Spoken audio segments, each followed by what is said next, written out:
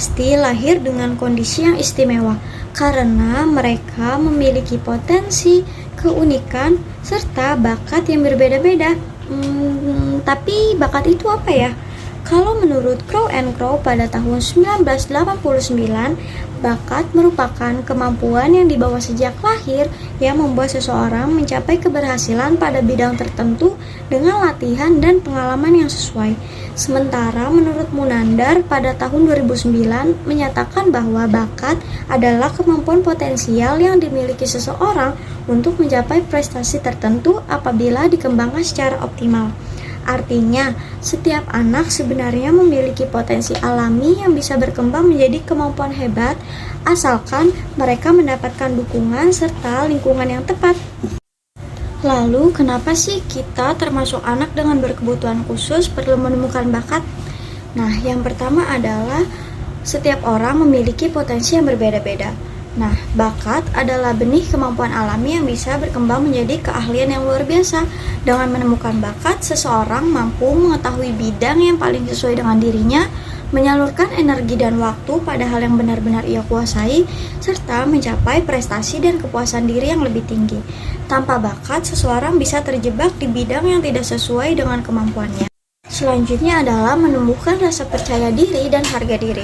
Ketika seseorang tahu apa yang menjadi keunggulannya, ia akan merasa lebih percaya diri dan berharga. Hal ini sangat penting terutama bagi kita atau anak-anak dengan kebutuhan khusus yang seringkali mengalami perasaan rendah diri atau selalu dianggap tidak mampu. Selanjutnya adalah mengarahkan pendidikan dan karya. Mengetahui bakat sejak dini membantu orang tua dan guru untuk menentukan pendekatan belajar yang tepat, memberi kesempatan untuk berkembang di bidang yang anak sukai, serta membantu merencanakan karir di masa depan yang sesuai dengan minat anak. Selanjutnya adalah meningkatkan kebahagiaan dan kualitas hidup. Seseorang yang bekerja sesuai dengan bakatnya akan merasa lebih bahagia, merasa lebih semangat, atau tidak mudah stres. Tapi kalian tahu nggak sih bahwa bakat seseorang itu bisa diukur bukan hanya melalui nilai akademik, tetapi juga bisa melalui cara mereka berpikir, berkreasi, dan memecahkan masalah.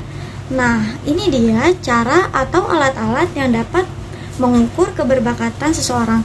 Yang pertama adalah tes berpikir divergen.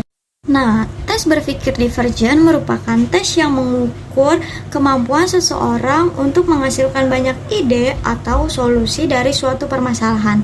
Aspek-aspek yang dinilai dari tes divergen ini meliputi kelancaran, keluasan, keaslian, serta elaborasi. Tes berpikir divergen ini bisa berbentuk verbal maupun figural. Oke, kita lanjut ke penilaian produk kreatif. Penilaian produk kreatif ini adalah cara untuk menilai kreativitas anak melalui hasil karya nyata yang mereka buat. Pendekatan ini berfokus pada bagaimana anak menuangkan ide kreatifnya ke dalam bentuk karya seperti gambar, puisi, ataupun proyek-proyek sederhana. Nah, salah satu metode yang paling sering digunakan yaitu Consensual Assessment Technique atau disingkat dengan CAT, yang dimana CAT ini dikembangkan oleh Amabile. Prinsip sederhananya, sebuah karya akan dianggap kreatif jikalau dinilai oleh para ahli yang memang memahami di bidang itu. Jadi misalnya karya seni itu dinilai oleh guru seni, kemudian karya tulis dinilai oleh ahli literasi, dan juga karya sains itu dinilai oleh praktisi ataupun guru sains.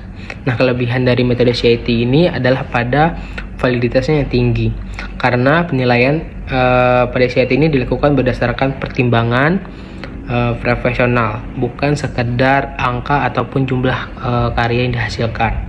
Penilai tidak hanya melihat banyaknya karya yang dihasilkan, tapi juga kualitas, kebaruan, serta nilai estetikanya. Kemudian biasanya ada 3 aspek utama yang dinilai dari metode CIT ini. Yang pertama itu pada orisinilitas karya, yang dimana sejauh mana karya itu menampilkan ide baru dan berbeda dari yang lain. Terus yang kedua dari kebermaknaan, yaitu seberapa jelas pesan atau ide yang disampaikan melalui karya yang dibuat. Dan yang ketiga dari kompleksibilitas, yaitu sejauh mana anak mampu menggabungkan berbagai ide teknik ataupun bentuk dalam menghasilkan sesuatu yang unik. Terus kita lanjut ke observasi perilaku kreatif. Nah, hal ini berbeda dengan penilaian produk, yang dimana observasi perilaku kreatif ini menilai kreativitas anak dari perilaku yang mereka tunjukkan dalam kegiatan nyata. Pendekatan ini biasanya melihat dari prosesnya, bukan hanya hasil karyanya. Jadi guru akan memperhatikan bagaimana anak itu berpikir kreatif, bereaksi, dan mengekspresikan ide saat belajar, bermain, ataupun mengerjakan proyek. Nah, biasanya guru menggunakan checklist ataupun rating scale yang berisi indikator penilaian perilaku kreatif. Nah, beberapa indikator yang umum digunakan antara lain itu seperti rasa ingin tahu anak, keberanian mengambil resiko, kemudian fleksibilitas berpikir, inisiatif, dan kemampuan menghasilkan ide yang baru. Nah, kelebihan dari observasi perilaku kreatif ini adalah sifatnya yang autentik, karena dilakukan dalam konteks nyata dan menggambarkan perilaku spontan anak. Selain itu, observasi ini juga membantu guru untuk memahami aspek non-kognitif seperti motivasi, rasa percaya diri, dan cara anak berinteraksi sosial. Tapi metode ini juga punya tantangan, yaitu memungkinkan munculnya bias pengamat.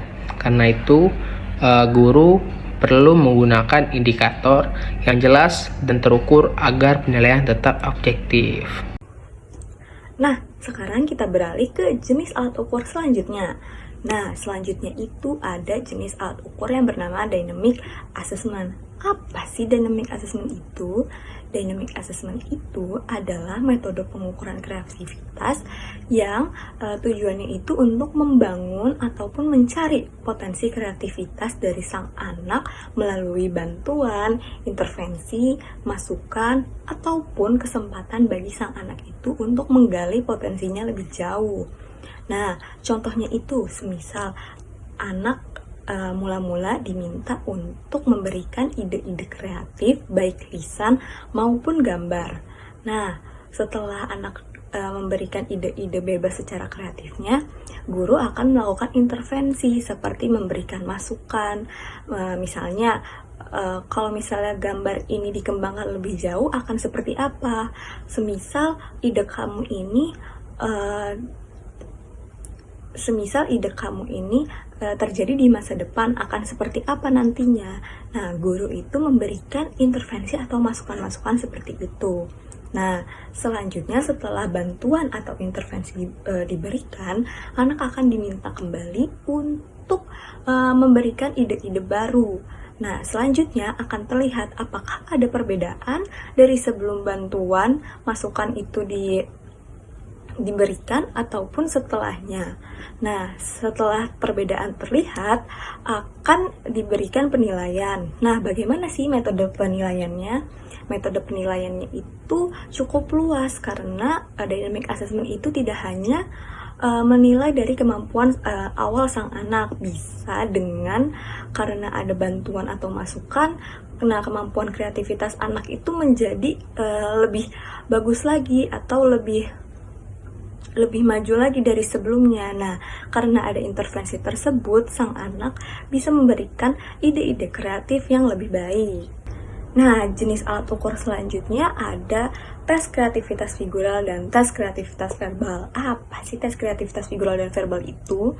Kalau misalnya teman-teman pernah mengikuti tes psikologi, pasti teman-teman pernah mendapat pertanyaan atau perintah untuk melengkapi gambar ataupun menyusun gambar. Nah, itu termasuk ke dalam tes kreativitas figural.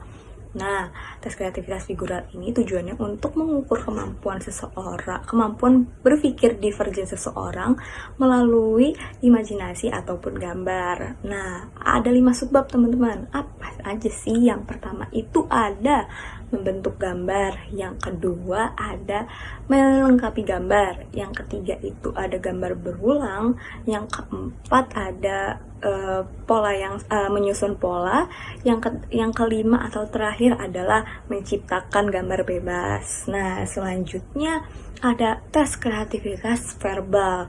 Apa sih bedanya dengan figural dan verbal? Nah, udah terlihat dari judulnya nih. Kalau verbal itu itu tujuannya untuk mengukur kemampuan berpikir divergen seseorang melalui kata-kata ataupun kalimat verbal.